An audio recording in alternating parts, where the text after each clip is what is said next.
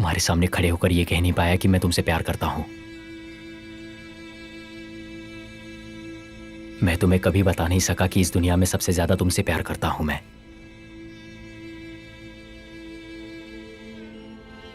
सच में तुमसे बहुत ज्यादा प्यार करता हूं, एक तरफा प्यार।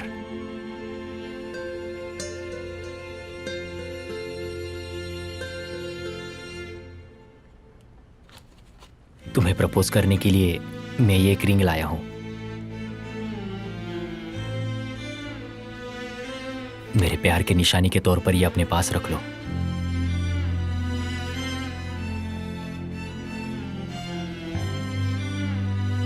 भले इसे ना पहनना, लेकिन अपने पास जरूर रखना, हमेशा के लिए।